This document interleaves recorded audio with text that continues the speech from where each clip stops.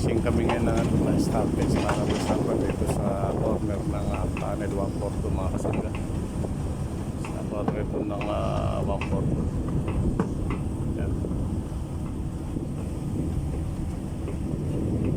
Yan yung stopper. Tapos nilalagyan ito sa in-between ng rubber stopper.